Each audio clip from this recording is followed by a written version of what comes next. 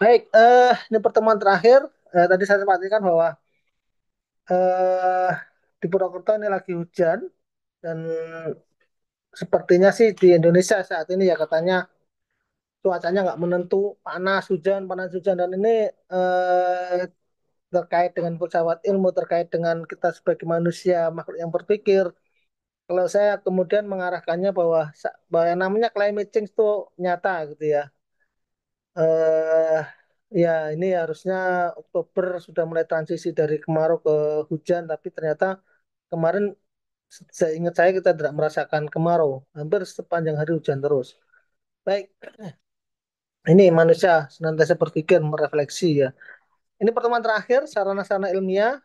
Di sini ada sarana-sarana ilmiah terkait dengan keilmuan ya, filsafat ilmu. Ada bahasa, matematika, statistika, dan logika. Nah, ketika saya menyiapkan mata kuliah ini, saya jadi berpikir bahwa saya punya adik kelas ya, adik kelas, dia di Bandung, dia dan istrinya, suami istri, itu mendirikan sekolah, seingat saya sekolah dari TK sampai SD deh. Kalau di Belanda istilahnya basis-basis school ya, dari taman kanak-kanak hingga SD, ya, usia 12 tahun itu. Di sekolahnya adik kelas saya itu mata pelajaran yang diajarkan hanya bahasa, bahasa Indonesia, bahasa Inggris, dan matematika. Nah, terus kemudian ketika saya menyiapkan materi ini, oh, ternyata luar biasa ya. Dia teman saya itu ternyata benar-benar mengikuti eh ya keilmuan yang yang basic, yang by default gitu kan ya. Ya. Nah, sehingga nanti kita di sini. Oh, jadi ilmu pengetahuan memerlukan alat bantu berpikir yang sistematis ya. Ini sudah dibahas berkali-kali bahwa salah satu ciri dari keilmuan adalah sistematis ya supaya bisa dipertanggungjawabkan secara akademik, secara ilmiah ya. Sehingga dibutuhkan ya kita punya nih ilmu pengetahuan ya. Kemarin kan kita dapat dari observasi, ontologi, epistemologi, aksiologi. Tapi kan kemudian ilmu itu akan menjadi semakin bermanfaat bagi orang ketika kemudian itu adalah kita transferkan kan. Ilmu itu kita share ya, ke orang lain sehingga kemudian kalau Mbak Mas yang ngikutin beberapa beberapa hari beberapa pekan yang lalu ya mungkin hari hampir satu pekan dan dua pekan yang lalu rame-rame penghargaan Nobel, nah, Nobel laureate ya, jadi terkait dengan ilmuwan-ilmuwan saintis-saintis yang capaiannya risetnya memang berimpactful. Nah, nah itu sehingga dibutuhkan alat bantu untuk supaya apa? Supaya ilmu yang dipelajari oleh seseorang itu bisa bermanfaat dan punya kontribusi kepada sekitar, kepada community, kepada society. Ya. Sehingga dibutuhkan namanya sarana ilmiah. Nah, apa itu sarana ilmiah? Alat bantu berpikir dan berkomunikasi dalam ilmu. Ya, kemarin kita dapatin ya ontologinya. Kenapa? Apa ilmunya? Kita dapat tuh. Nah, kemudian ya eh, untuk mengkomunikasikan, untuk kita mempelajari ilmu itu, kemudian kita menarasikan, mengupas, menggali ya, kita butuh ya, alat komunikasi. Ya.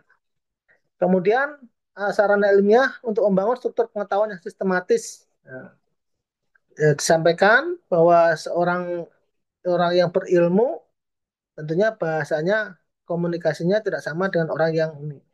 Mohon maaf ya, orang lulusan SD tentunya bahasa komunikasinya bahasanya tentunya akan berbeda dengan nah, nanti misalkan mas mbaknya lulus S2. Mas mbaknya juga nanti setelah lulus S2 tentunya harusnya bagaimana dia berkomunikasi dan bagaimana dia berpikir tentunya harusnya juga berbeda dengan ketika sebelum lulus S2.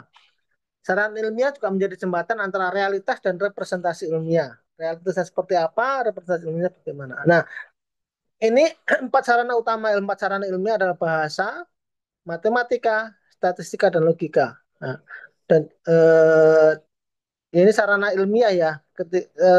Ilmu saintifik itu dapat terkomunikasikan, dapat terbangun, dapat terjembatani ketika menggunakan sarana-sarana ini. Ya. Bahasa ya jelas ya.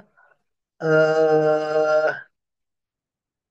bagaimana ilmu itu akan berbicara, tentunya ya membutuhkan bahasa.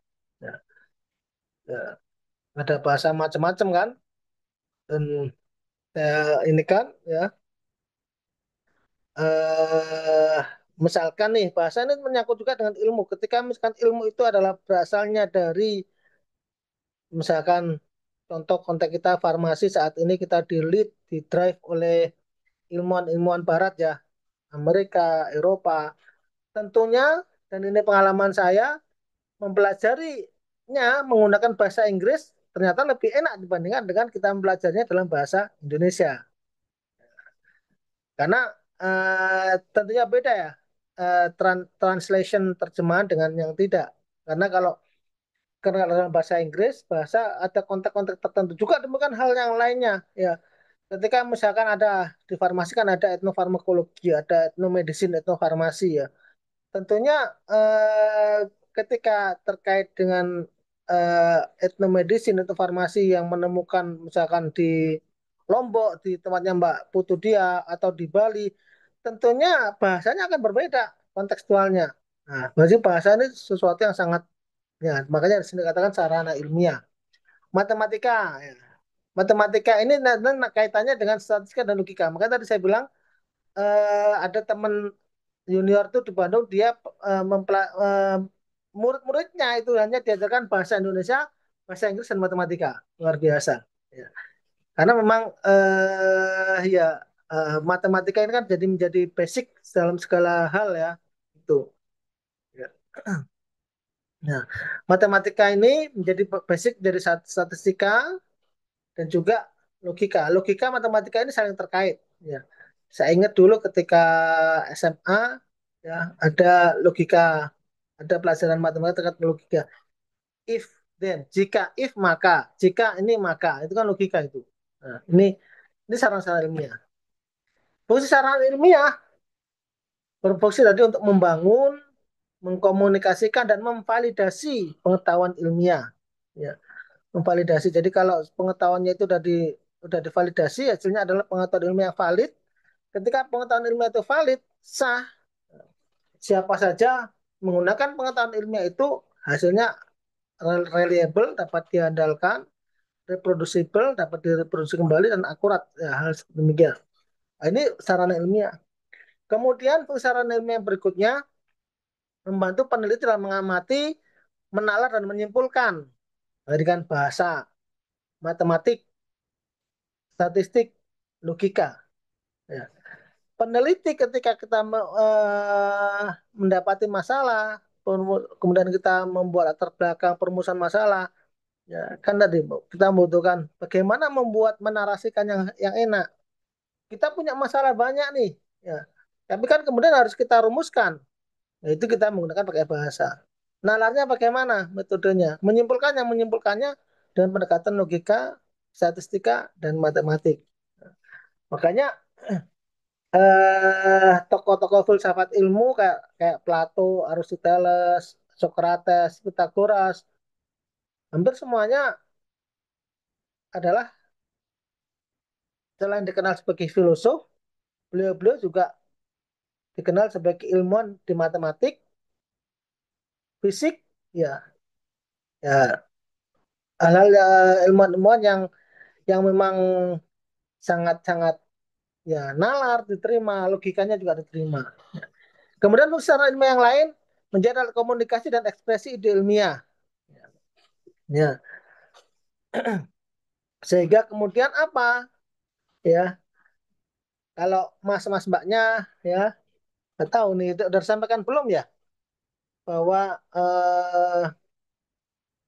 kalau sejauh ini sih di Unsur diterapkan, jadi mahasiswa S2 Unsur ya secara general secara universitas itu akan menerima atau layak mendapatkan predikat cum laude apabila selain IPK-nya bagus juga dia submit ke jurnal minimal terakreditasi Sinta 2. Nah, sekarang konteks publikasi ini kan bagian dari kemarin keilmuan dan bagaimana kita dapat mempublikasikan keilmuan kita tentunya harus kita menggunakan sarana ilmiah kita di sini bahasanya. Ya, makanya seorang yang pinter secara orasi, secara narasi, dan secara tulis, itu orang yang memang benar-benar pinter. Ya, karena dia bisa mengkomunikasikan via lisan, dan dia juga bisa mengkomunikasikan secara tertulis. Nah, mengkomunikasikan, mengekspresikan ide ilmiahnya. Kemudian fungsi sarana ilmiah yang lain menjamin keterukuran, konsistensi, dan objektivitas dalam ilmu. Bagaimana keterukuran tadi? Jadi formulanya bagaimana? Ketika bicara formula matematika seperti apa? Konsistensi. Konsistensinya apa? Ada tadi ada statistika, objektivitas ya. Dengan alat logisnya gimana? Nah, kemudian dicek statistikanya ya. Oh, signifikan sehingga dianggap objektif. Nah, kemudian masuk bahasa bahasa sebagai sarana ilmiah. Bahasa language adalah alat utama komunikasi ilmiah, menyusun definisi, konsep dan argumen. Filosofisnya bahasa membentuk realitas ilmiah. Ya. Eh, ada kisah dan mungkin beberapa sudah cukup familiar ya. Ya. Ketika kemudian ada 4 atau 6 orang buta nggak bisa melihat, kemudian 4 atau 6 orang buta itu diminta mendeskripsikan tentang hewan gajah. Nah, gajah kan besar. Nah, kemudian ada yang satu memegang belalainya, ada satu memegang kakinya, satu memegang ekornya, perutnya. Sehingga apa? Ketika dimintain pendapatnya masing-masing, ke keempat atau keenam orang itu menceritakan apa yang dia rasakan. Benar, ya bahasanya benar. Tetapi ketika kemudian disimpulkan, nah, itu tugasnya yang mengkomunikasikan ya eh, dari informasi ya dari 4 6 orang tersebut. Nah, 4 orang buta tersebut yang mengkomunikasikannya dengan menggunakan bahasa dan bahasa menyampaikan konsep, teori dan hasil penelitian. Ya, ya, ya.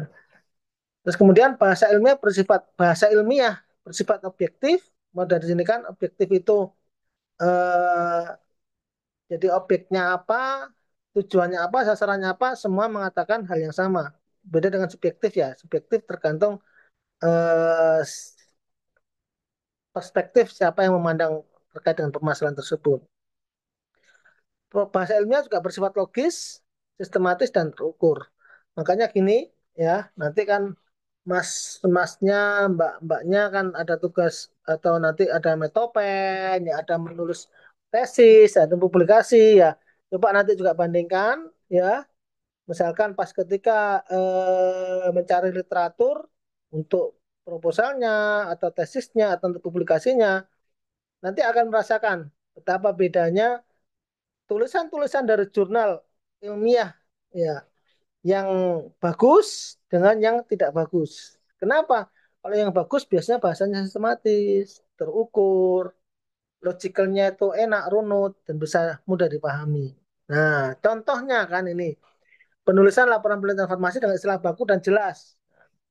Saya mendapati pengalaman kemarin ketika S3 gitu kan ya. Ya. Kalau kita kan seringkali misalkan di Indonesia menulis apa, oh basa-basi gitu kan ya.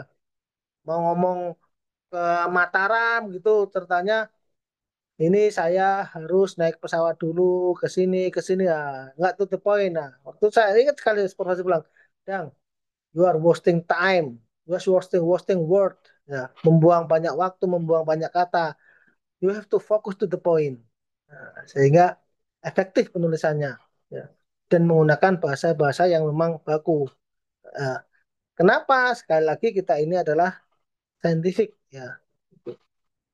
Nah, sehingga bahasanya penulisan jurnal, artikel, SOP, standar operasi prosedur, komunikasi antar profesi. Ini bahasa, ya, ya. Makanya lebih luas lagi, kalau kita misalkan mau menginternasionalisasi keilmuan kita, ya kita berbahasa Inggris. Ya. Dan juga makanya ini penelitian saat ini juga jurnal-jurnal di Indonesia, meskipun dia penerbitnya adalah Indonesia, tetapi sekarang jurnal-jurnal bagus Indonesia juga mulai shiftingnya menggunakan bahasa Inggris. Kenapa? Fakta membuktikan ketika tulisan kita misalkan di jurnal, di artikel ilmiah yang kita publikasikan, ketika kita tulis menggunakan bahasa Inggris, itu pembacanya bisa menjadi seluruh dunia bisa membaca. Karena kan bahasa Inggris bahasa internasional. Sehingga apa? Impact dari publikasi kita, publikasi kemarin kan bagian dari keilmuan juga, itu juga akan lebih kerasa karena impactnya bisa sedunia. Sementara itu kalau bahasa kita, bahasa Indonesia, impactnya hanya di Indonesia. Nah, ada beberapa jurnal yang termasuk kayak di Indonesia, ada beberapa jurnal yang dia secara main teks utama berbahasa Inggris, tetapi di abstraknya menggunakan dua bahasa, abstrak bahasa Indonesia dan bahasa Inggris.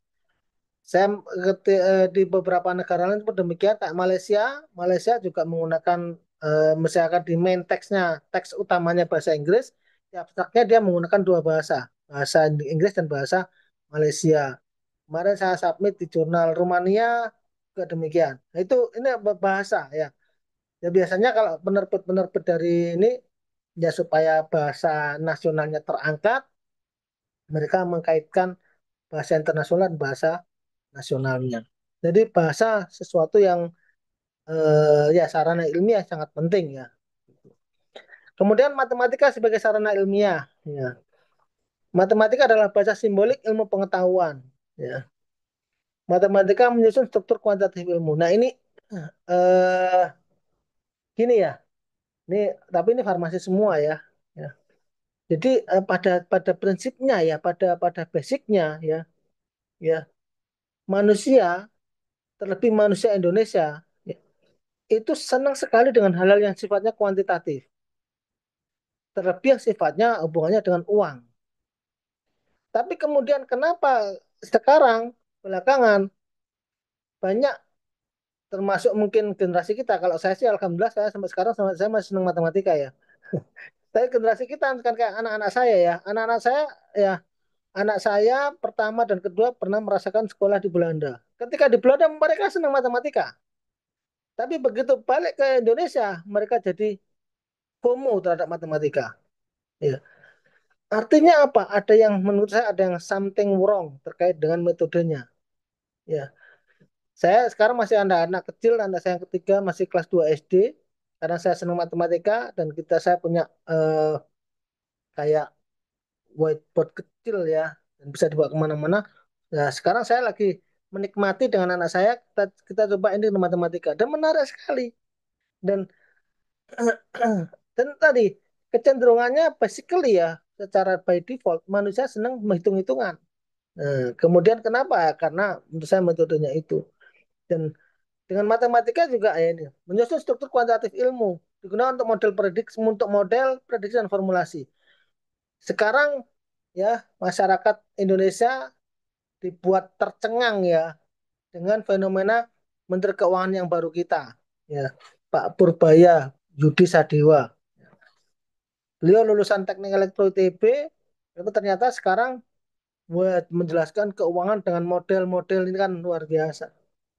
Ya, ya jadi menarik matematika itu. Ya, dan mudah-mudahan saya bisa menjaga semangat anak saya yang ketiga untuk selalu semangat ini matematika ya. Karena biasanya orang pinter selalu ininya dengan matematikanya juga ini. Ya, karena tapi secara by default karena apa? Logik ya, matematika kan logik ya. 5 tambah 2 sama dengan 7. 7 itu berapa? Ini ya. Ya, menyediakan model kuantitatif untuk menjelaskan fenomena alam dan biologis. Ya.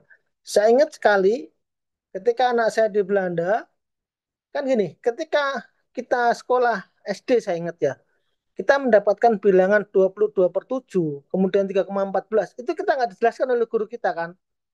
Guru matematika bilang, wes pokoknya itu. Ya, itu 22 per 7, 3,14. Di Belanda tidak begitu pendekatannya. Makanya anak-anak saya ketika di Belanda senang sekali matematika.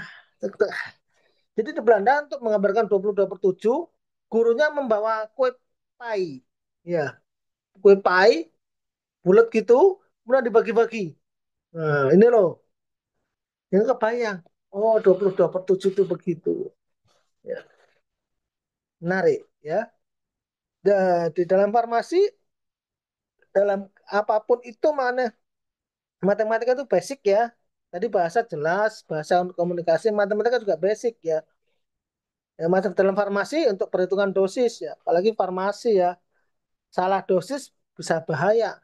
Ya, kita juga menjelaskan kinetika obat, model farmakodinamika, kita menghitung formula juga butuh matematika, kita menghitung berapa bagaimana nasib obat dalam tubuh biofarmasetika menggunakan matematika. Nah, menarik nih, makanya harus mudah-mudahan ya ke depan metode pembelajaran matematika semakin menarik sehingga semakin banyak rakyat Indonesia yang senantiasa terus berpikir yang logis gitu ya. Ciri matematika sebagai bahasa ilmiah presisi, precise, logis, konsistensi dan universalitas. Universal. Ya. Kita bicara pi di sini 22 per 7 di Belanda juga demikian. Rumus Pitagoras A kuadrat sama dengan B kuadrat plus C kuadrat A, A per kuadrat plus B kuadrat sama dengan C kuadrat di Indonesia sama, di Jerman sama. Trigonometri, kosin tangen, nah universal. Nah, menarik ya.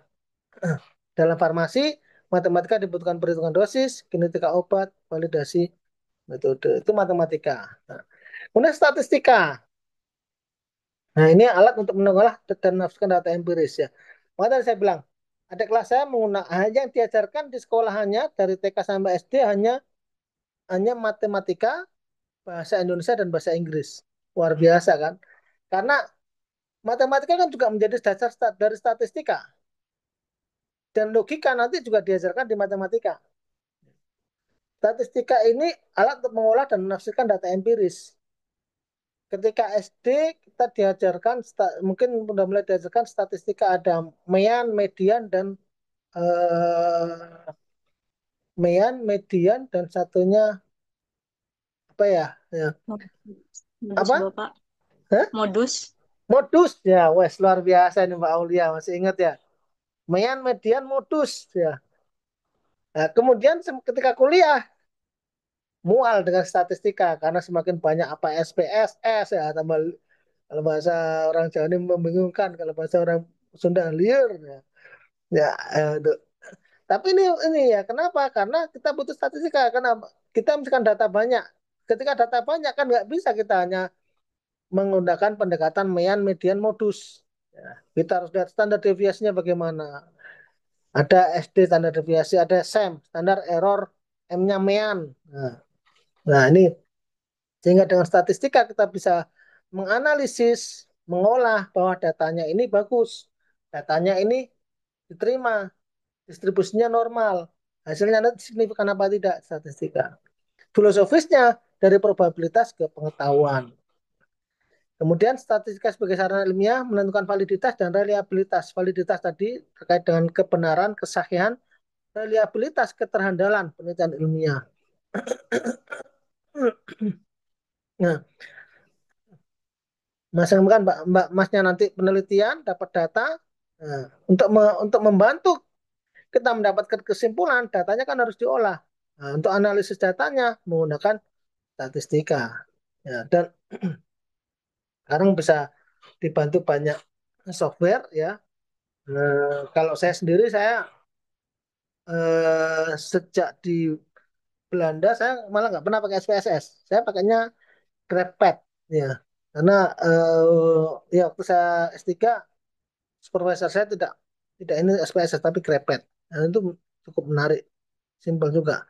Sehingga di sini statistika sebagai sarana ilmiah dalam penelitian farmasi, analisis uji efektivitas obat, ya, uji signifikansi hasil eksperimen, tadi signifikansi, penentuan hubungan dosis respons, uji klinik, validasi analisis studi populasi terkait dengan statistika.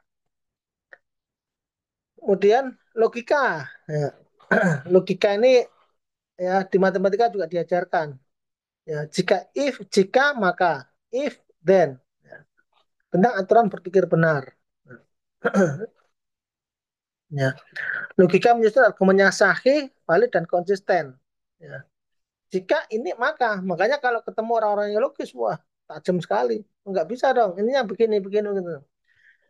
Logika ini menilai validitas dan koherensi teori, filosofisnya, logika formal dan versus logika induktif. Tokohnya Aristoteles sampel. Logika formal, formalnya seperti apa? Logika induktif. Induktif kemarin ya, induktif itu dari yang khusus ke yang general. Kalau deduktif dari yang umum ke khusus. Logika ini berperan dalam penyusunan hipotesis, penarikan kesimpulan, dan evaluasi argumentasi ilmiah. Sekali lagi ya, tadi sarana ilmiah saling terkait ya, bahasa, matematika, statistika, logika. Ketika kita bicara konteks saintifik, ilmiah, ini nggak bisa dilepaskan. Ya. Tadi bahasa untuk komunikasi, matematika untuk alat bantu, tool menghitung, statistika untuk analisis, logika, logik. Ya. Ketika kemudian kita mendapati hasil loh ini secara statistika masuk signifikan, tapi logik nggak. Kalau nggak logik ya kita bicara farmasi ya dipertanyakan. Ya, ya makanya harus satu kesatuan. Ini nggak bisa dipisahkan, saling mendukung. Ketika statistiknya oke, harusnya logikanya juga logik. Tapi kalau statistiknya oke, oke, nggak logik, harus dipertanyakan, harus diuji lagi logikanya seperti apa. Ya. Ya. Dalam farmasi, penerapan ilmiah, analisis kausalitas, kausalitas itu sebab akibat, desain eksperimen. Ya. Contoh begini, misalkan ya, ini tadi saya juga ya, misalkan katakanlah anak-anak biasanya yang sangat berpikir logis kan anak teknis ya, anak-anak teknik ya. Ya, anak-anak teknik kan logis ya. Ketika saya ingin mendapatkan itu ada beberapa cara. Ya. Oh, saya pakai cara ini, yes, nggak masalah. Ya. Dan biasanya kalau anak-anak yang terbiasa dengan orang yang berbicara logis, ya, dia tidak akan berusaha mencari cara-cara yang nggak logis. Ya. Tadi saya lagi berdiskusi dengan teman dosen, ya, terkait dengan katakanlah, misalkan kita bicara ini konteks akreditasi ya. Kalau kita bicara teknis, substansi, kalau dengan data ini ada yang bisa, kenapa harus ada data yang lain? Ya enggak? Ya. Jadi eh logicalnya di ini kan, ya. Jadi ada desain eksperimen. Ya. Kemudian jenis logika ada deduktif, dari umum ke khusus, ya, ya, dari khusus ke umum. Ya kalau misalkan tadi dikaitkan dengan validitas, ya, dan sekalian ini farmasi ya. Ketika kita pengen mendapatkan metode itu, prosedur itu valid, ya, paradigma sekian waktu yang lalu kita dengan tiga, tiga, tiga, tiga jalan nih, tiga running. Ketika tiga data oke semua valid, ya enggak? Nah, sehingga kalau misalkan kita pakai dengan logika, dengan tiga data aja valid, oke lah kita bisa misalkan nambah data 4, 5, 6, 7. Tapi kan gini kita dibatasi. Kita dibatasi waktu, dibatasi juga dengan perangkat komponen yang lain. Ya, sehingga apa? Ya, logik sangat penting sekali. Ya, itu deduktif dari umum ke khusus, induktif dari khusus ke umum. Nah, ini bukan keempat sarana, ya. Bahasa komunikasi dan presentasi konsep, matematika model kuantitatif fenomena. Asik saya lagi menikmati matematika ketika saya ngajarin anak saya sekarang ya.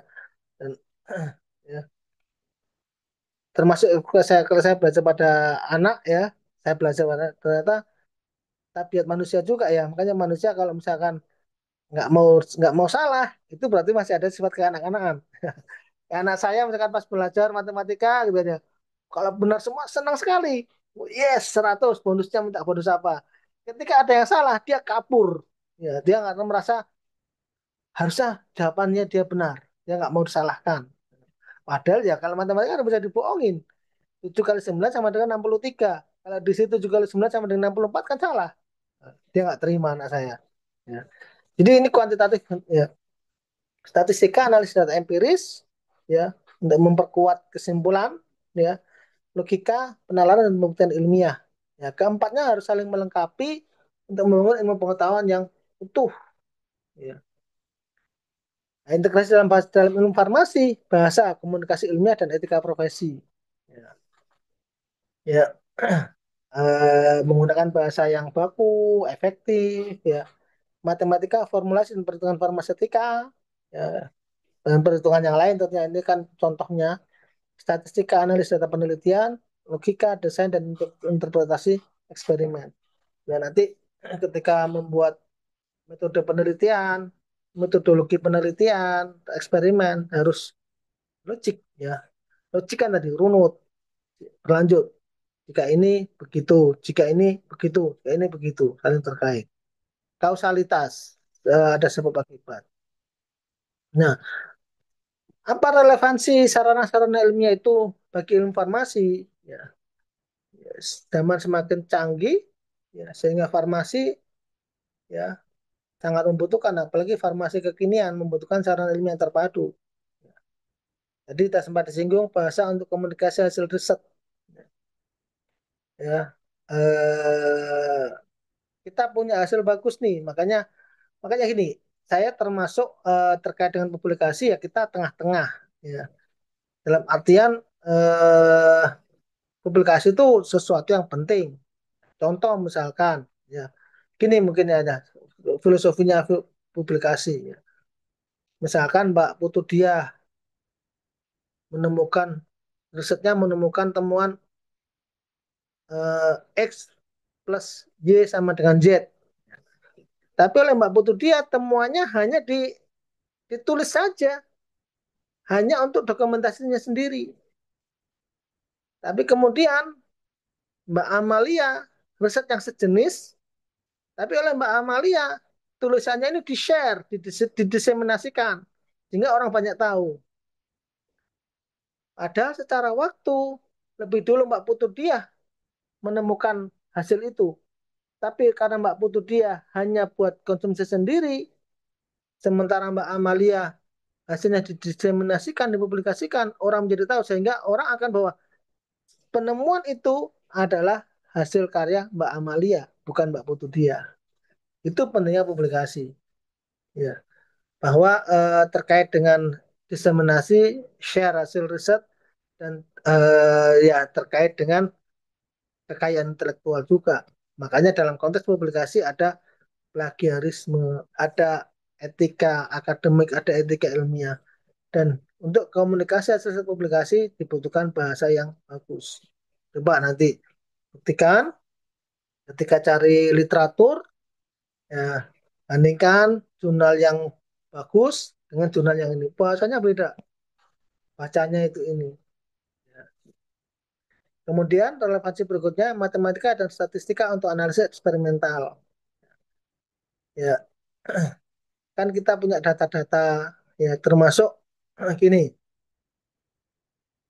saya diajarkan eh, ketika ketika saya S3 gitu kan ya. Makanya coba nanti mbaknya masnya bandingkan ketika di jurnal-jurnal bagus ya, di jurnal-jurnal yang terindeks Scopus ya, Nature, Science, Elsevier ya. Itu ketika dalam satu artikel ilmiah publikasi itu kan ceritanya integrated gitu ya. Ceritanya itu menarik dan utuh. Karena kalau jadi beda dengan mohon maaf jurnal-jurnal yang nggak ini. Ya. Jadi eh, misalkan katakanlah kalau di luar tadi jurnal-jurnal yang bagus itu bisa jadi beneran dikerjakan oleh si misalkan PhD student, tapi dia kerjanya kan luar biasa pagi siang setiap hari. Nah, di Indonesia ya iklimnya belum begitu. Bisa jadi seperti katakanlah yang sering saya lakukan, saya mengintegrasikan penelitian mahasiswa bimbingan saya. Saya punya bimbingan S1, si A ngerjain ini, si B ngerjain itu, si C ngerjain itu. Nah, supaya ceritanya ini menarik, saya kompilasikan nah di sana. Nah, tapi kan juga nggak bisa kompilasi. Kan kan harus ada narasinya, bahasanya, ada statistikanya, ada matematikanya, ada logikanya, logikalnya gimana. Sehingga ketika itu dikata padukan hasil eksperimen beberapa orang, dikomunikasikan, ditulis dengan bagus, dianalisis data yang baik, disusun secara logik. Nah, harapannya ya sains ilmu yang didapatkan berupa hasil risetnya dikomunikasikan dapat diterima untuk publikasi di jurnal yang bereputasi yang bagus. Dengan logika untuk menyusun dasar dan kesimpulan. Sehingga kemudian ketika relevansinya meningkatkan kredibilitas dan rasionalitas penelitian. Ketika kita menggunakan bahasa yang baik, menggunakan pendekatan matematika yang kuantitatif, ya, yang terukur, yang valid, ya, kemudian dianalisis secara statistika yang signifikan semuanya, compare antar grup signifikansinya jelas, metodenya, rangkaian masalahnya, penulisannya logik, teratur, sistematis, itu kan akan meningkatkan kredibilitas dan rasionalitas dari penelitian kita, ya, ya. Sehingga eh, ketika penelitian atau ilmu yang kita hasilkan itu kredibel dan rasional, tentunya apa? Akan banyak diikuti oleh orang-orang yang lain. Inspiring, ya, istilahnya itu. Dan bisa menumbuhkan penelitian-penelitian sejenis yang harapannya juga lebih impactful. Kemudian, apakah sarana ilmiah membatasi atau memperluas pemahaman kita? Jawabannya apa kira-kira? Apakah sarana ilmiah membatasi atau memperluas pemahaman kita? Kalau menurut Mbak Jamila, apakah sarana ilmiah membatasi atau memperluas pemahaman kita?